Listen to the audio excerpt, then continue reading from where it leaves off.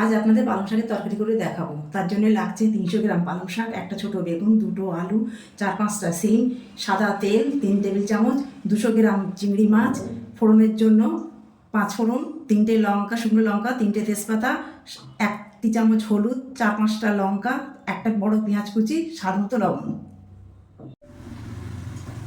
প্রথমে আমি কড়াইয়ে পালং শাক সিদ্ধ করে নেব।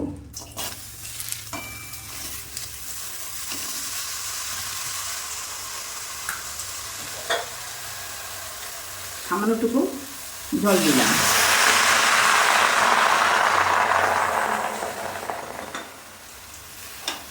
জল দিয়ে নেড়ে দিলাম,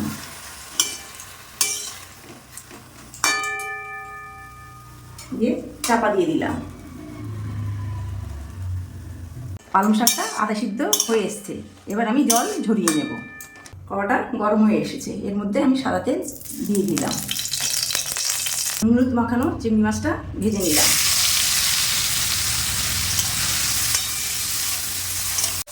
চিংড়ি মাছ বেশি ভাজবো না, 1 মিনিট মতো ভেজে একটি পাত্রে তুলে নেব। চিংড়ি মাছ ভাজা কড়াতে সাদা তেল দিয়ে দিলাম।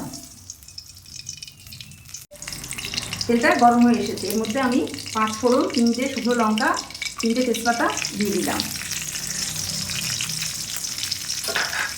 দিয়ে নেড়ে নিলাম।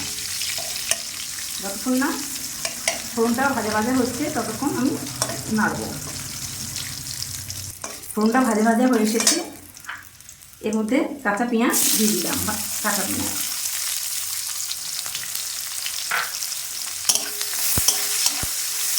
পেঁয়াজ আদা ভাজা হয়ে এসেছে, এর মধ্যে বেগুন, আলু, সিম, কাঁচা লঙ্কা চেরা দিয়ে দিলাম।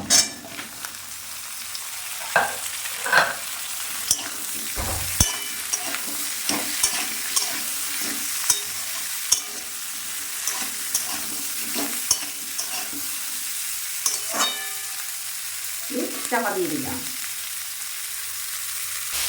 2 মিনিট পর আনাজগুলি নেড়ে দিলাম, চাপা দিয়ে দিলাম। আবার 2 মিনিট পর নেড়ে দিলাম। স্বাদ মতো লবণ দিলাম।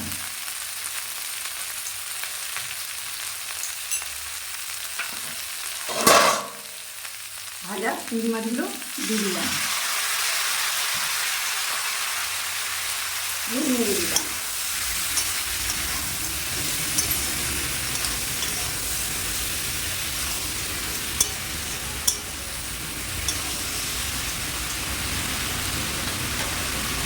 চাপা দিয়ে দিলাম। 2 মিনিট পর আবার নেড়ে দিলাম।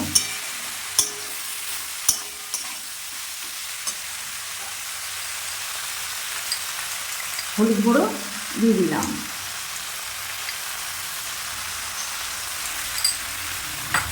দিয়ে নেড়ে দিলাম। আগে থেকে সিদ্ধ করা পালং শাকগুলি দিয়ে দিলাম।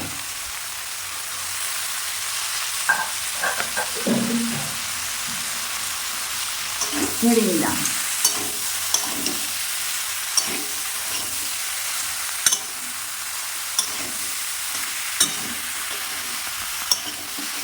চাপা দিয়ে দিলাম।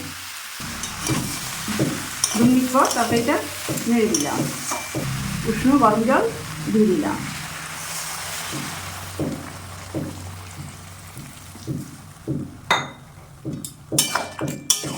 দিয়ে নেড়ে দিলাম।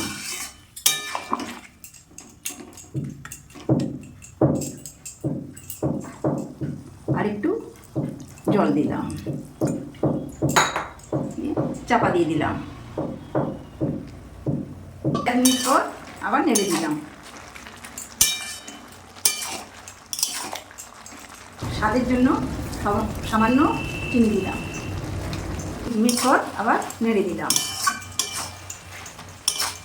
চিংড়ি মাছ দিয়ে পালং শাকের তরকারিটা হয়ে গেছে, এবার আমি একটি পাত্রে নামিয়ে নেব।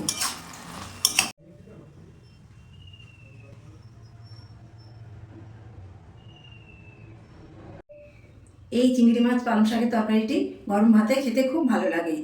আপনারা বাড়িতে একবার অবশ্যই বানাবেন। ভিডিওটি ভালো লাগলে লাইক, শেয়ার ও সাবস্ক্রাইব করে চ্যানেলটির পাশে থাকবেন।